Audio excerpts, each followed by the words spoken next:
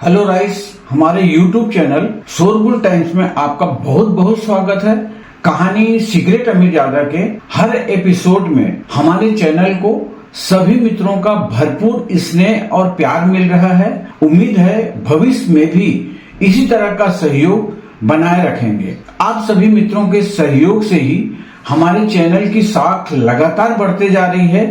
अगर आप हमारे चैनल के लिए नए हैं तो प्लीज सब्सक्राइब कर वीडियो को लाइक और कमेंट जरूर करें। चलिए चलते हैं अब अपने अगले नए एपिसोड 32 की ओर। इस एपिसोड की शुरुआत कुछ इस तरह से होती है। सीमा बुआ ने अपनी मांगे बताते हुए मिसेस यामिनी गिल से कहा, भाभी वो नई कार ओडी मेरे बेटे को दे दो और जब सनाया वापस आए तब उसे कहना कि मेरे 25 लाख रुपए ले आए, क्योंकि मिसेस गिल के पास कोई दूसरा ऑप्शन नहीं था। उन्होंने चुपचाप हामी भर दी। उनकी हामी को जानने के बाद सीमा बुआ मन ही मन में मुस्कुराते हुए बोली, अरे वाह, अब तो मेरे पास एक महंगी कार भी है और ढेर सारा पैसा भी। ये निकम्मा आहान तो मेरे लिए बड़ा लक्की निकला।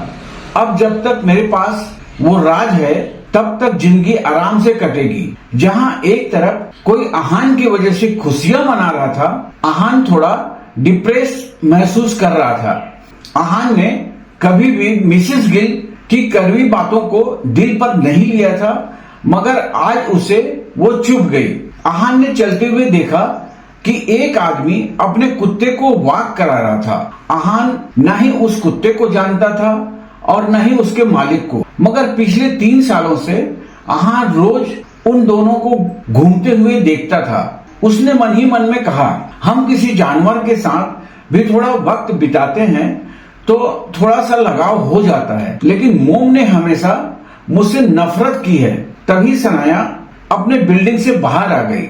उसने आहान की उदास आंखें देखी कि जैसे वो उस कुत्ते को और उसके मालिक को देख रहा था। ये देखकर सनाया अपने आंसुओं को बहने से रोक नहीं पाई। सनाया ने गले में पहने हुए मंगलसूत्र को छूकर कहा, मैं बहुत बड़ी बेवकूफ हूँ। आहान के दर्द को कभी समझ ही नहीं पाई। उसका दिल बहुत साफ है, तभी तो खुद से भी पहले वो मेरे और मोम डेट के बारे में सोचता है। मुझे आज भी याद है, हमारे शादी वाले दिन पापा ने हमें आशीर्वाद देते वक्त कहा था कि हम अब से एक होंगे, एक टीम की तरह, एक फैमिली की तरह। आहान ने तो वो बात सीरियसली ले ली है, लेकिन मैं 3 साल के बाद इस बात का मतलब समझ रही हूँ। पता नहीं आहान कैसा महसूस कर रहा होगा।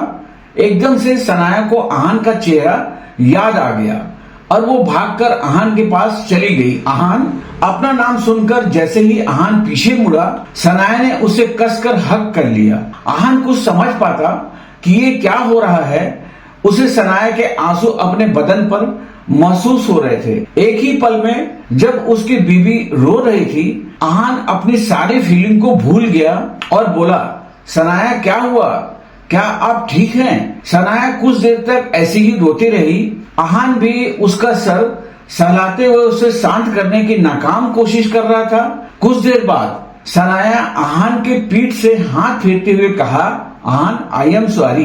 पता नहीं घुटनों के बल बैठकर उस नालायक रतन से माफी मांगने की बात को तुमने चुपचाप सुन कैसे लिया?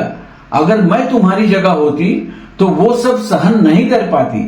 सनाया के इन बातों को सुनकर आहान मुस्कुराने लगा। उसने सनाया के गालों से आंसू पोंछते हुए कहा, मैं ठीक हूँ, आपको फिक्र करने की कोई जरूरत नहीं है। आहान का जवाब सुनकर सनाया के दिल में दर्द होने लगा। उसने अपने दोनों हाथों से आहान का चेहरा पकड़ लिया और बोली, मैं तुम्हारी वाइफ हूँ, याद है ना? हम दोनों एक टीम हैं। तुम्हें मेरे सामने ठीक होने का दिखावा करने की कोई जरूरत नहीं है।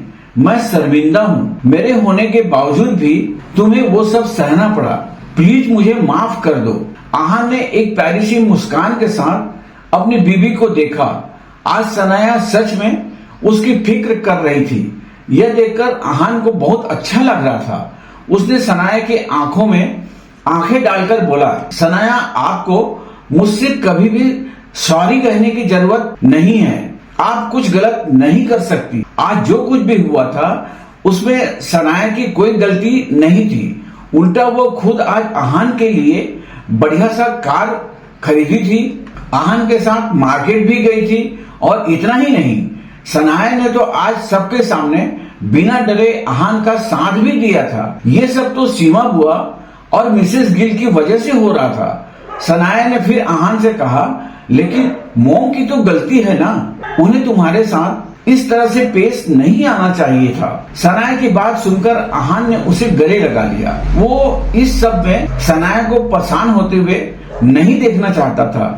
आफ्टर ऑल आहान ने अपने आप से वादा किया कि सनाया को हमेशा खुश रखेगा, इस दुनिया की सारी खुशियां उसे देगा। सनाया, कोई बात नहीं, मोम थोड़ी सी, इसलिए उन्होंने ये सब कह दिया। सनाया अपना और आहान का मूड और खराब नहीं करना चाहता था, इसलिए उसने आहान के आगोश से अपना सर बाहर निकाला और पूछा, तो आज हम रात कहाँ रहने वाले हैं? सनाया का सवाल सुनकर आहान कंफ्यूज हो गया। सनाया, इस सब की कोई जरूरत नहीं है। मोम ने मुझे घर से निकाला है, आपको नहीं। आप मेरे लिए परेशान मत होइए और घर लौट। लेकिन इससे पहले कि आहान अपनी बात पूरी कर पाता, सनाया ने उसके ओठों पर अपनी छोटी सी उंगलियां रख दी। आहान बिल्कुल दंग रह गया था। सनाया ने कहा, बिल्कुल नहीं। अगर मोम तुमसे माफी मांगकर तुम्हें घर वापस आने को नहीं कहेगी तो मैं भी घर नहीं लौटूंगी। सनाया ने अपनी ये बात बहुत ही जिद्दी अंदाज में कही थी। उसकी आंखों में इस वक्त एक अलग ही तरह की मासूमियत झलक रही थी। जब आहान ने सनाया की कही ये बात सुनी तो उसके दिल में नरमी छा गई। वो समझ गया कि सनाया इस बार डिटरमाइंड थी। वो आखिरकार आहान का साथ देने वाली थी। ये जानकर आहान को दिल ही दिल में बहुत सुकून भी मिल रहा था। आहान ने फिर कुछ सोचा और सनाया से कहा, तो फिर हम रोजवुड स्प्रिंग में चलते हैं। जब से आहान ने वो बंगला खरीदा था उसे वहां रहने का एक भी मौका नहीं मिला था। वो चाहता था कि सनाया उसके अपने घर में ले जाए। आहान क्यूरियस भी था कि उतने बड़े घर को देखने के बाद सनाया कैसे रिएक्ट करेगी। वो नर्वस महसूस करेगी या फिर बहुत खुश हो जाएगी। लेकिन इस वक्त सनाया कुछ और फील कर रही थी। उसे कंफ्यूज होकर आहान ने कहा, रोजवुड स्प्रिंग, वहां पर तो कोई होटल नहीं है, सिर्फ बंगला है। सनाया की बात सुनकर आहान ने सीरियस होकर उससे कहा, हम होटल में क्यों रहेंगे? आहान का ये सवाल सुनकर सनाया हंसने लगी। उसने आहान का हाथ पकड़ा और दोनों साथ में बिल्डिंग से दूर चले गए। सनाया ने हंसते हंसते आहान से कहा, हम होटल में नहीं रहेंगे तो कहाँ रहेंगे? रास्ते में सनाया ने मजाक मजाक में ये बात कह तो दी थी, लेकिन बाद में उसे इस बात का एहसास हुआ कि उसने कुछ गलत कह दिया था। सनाया के इम्प्रेस्ड चेहरे को देखकर अब आहान हंसने लगा। उसने सनाया को जवाब देते हुए प्यार से कहा, आप भी ना सनाया, क्या सोच रही है? हम बंगले में रहेंगे। आहान की बात सुनकर सनाया ने नाक सिकुड़ ली और आहान के बाजू को दबाते ही बोली, आहान, अब मुझे चिढ़ाना बंद करो। तुम्हें फ्लर्ट करने की कोई जरूरत नहीं है। रोजवुड स्प्रिंग में 9 बंगला है और 9 के 9 बेचे जा चुके हैं। हमारे लिए वहां कोई जगह नहीं है। सनाया की बातें सुनने के बाद आहान को इस बात का एहसास हुआ कि सनाया उसे सीरियस समझ रही थी। आहान चलते चलते रुक गया। उसने सनाया से कहा, सनाया, क्या आपको लग रहा है कि मैं मजाक कर रहा हूँ? मैं सच कह रहा हूँ। रोजवुड में मेरा एक बंगला है, बहुत बड़ा, बहुत खूबसूरत, वैसा जैसा आपको पसंद आएगा। आहान ने अपनी बात बहुत ही जिनाइन अंदाज में कही थी। वो ये कोशिश कर रहा था कि सनाया को उस पर यकीन आ जाए, लेकिन सनाया ने एक बार फिर से आहान की बात को मजाक समझ लिया और बोली, आहान, हाँ आहान, तुम ये क्यों नहीं कहते कि पूरा स्प्रिंग कारपोरेशन ही तुम्हारा है? अब चलो। अपनी बात कहते हुए सनाया ने आहान का हाथ पकड़ा और उसे खींचकर अपने साथ ले जाने लगी। आहान कुछ कहना तो चाहता था, लेकिन उसने अपनी बात को मन ही मन में रहने दिया। आगे आगे चल रही सनाया को देखकर आहान ने दिल ही दिल में कहा, अब सनाया मैं जो भी कह रहा हूँ आपको जोक ही लग रहा है तो कुछ कहने का क्या फायदा, लेकिन सच तो ये है कि असल में पूरा स्प्रिंग कॉर्पोरेशन मेरा ही है। खैर जाने दो। जब आहान ये सब सोच रहा था, सनाया के दिमाग में अलग ही ख्याल घूम रहे थे। किसी नतीजे पर आने के बाद सनाया ने आहान की तरफ मुड़कर देखा और बोली, अब मेरा मजाक उड़ाना बंद करो। आज रात हम रूपल के घर चलते हैं। उसका घर बहुत बड़ा है और वो वहाँ अकेली ही रहती है।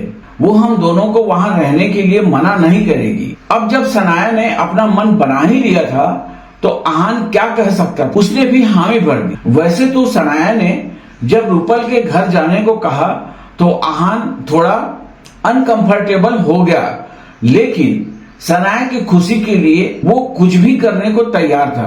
कुछ देर चलने के बाद आहान और सनाया ने टैक्सी रोकी और रूपल के घर जाने लगे। रूपल का घर शहर के बीच वाले हिस्से में था।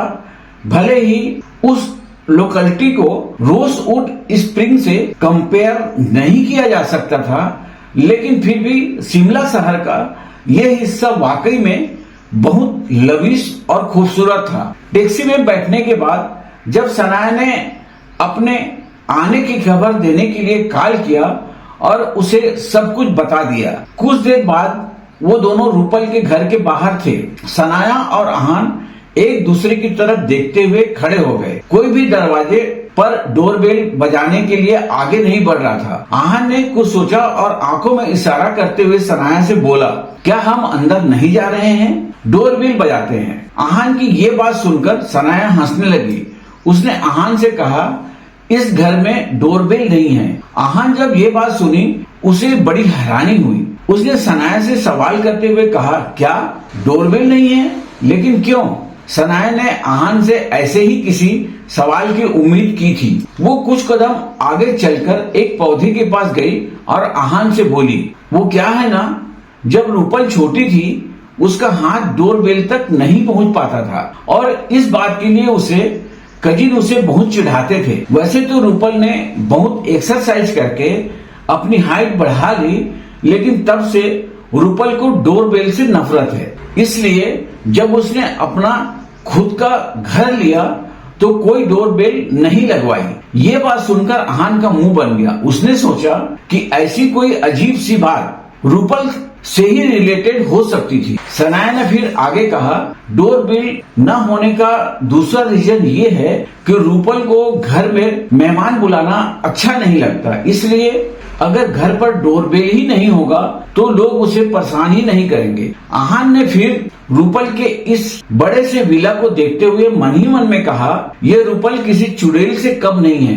एक तो इतने बड़े घर में अकेली रहती है और ऊपर से उसे कोई गेस्ट भी नहीं चाहिए। पता नहीं अगले कुछ दिन कैसे कटने वाले हैं। आहान ने सनाया की तरफ देखा और उससे सवाल करते हुए कहा, तो फिर हम घर के अंदर कैसे जाएंगे? आहान के सवाल का जवाब देते हुए सनाया ने कहा, इस पौधे को उठाने में मेरी मदद करो। इसके नीचे एक स्पेयर चाबी रखी हुई है। आहान ने तुरंत सनाया की बात पर हामी भर दी और उसके पास चला गया। वो पौधा थोड़ा ज्यादा ही भारी था। उसे उठाने की कोशिश करते हुए आहान और सनाया थोड़े नजदीक आ गए, लेकिन हमेशा की तरह इस बार सनाया नर्वस नहीं हो रही थी, बल्कि उसने आहान की तरफ देखकर स्माइल किया। एकदम से आहान को कुछ याद आ गया और उसने सनाया से सवाल करते हुए कहा, सनाया, आज सुबह आप कार में मुझे बेबी गर्ल या बेबी बॉय के बारे में क्यों पूछ रही थी? क्या इस बार सनाया अपने दिल की बात कह पाएगी? क्या आहान और सनाया का रिश्ता आगे बढ़ पाएगा या फिर से कोई बीच में आ जाएगा? रूपल के घर में आहान के अगले कुछ दिन कैसे बीतने वाले थे? बस इसी के साथ यह एपिसोड समाप्त होता है। वीडियो को कमेंट करके जरूर बताएं कि कहानी आपको कैसी लगी। कल फिर मिलते हैं इस कहानी के नए एपिसोड के साथ। आज के लिए बस इतना ही। अब हमें आज्ञा दीजिए। प्लीज अपना भी ख्याल अच्छे से रखिएगा। नमस्कार, धन्यवाद।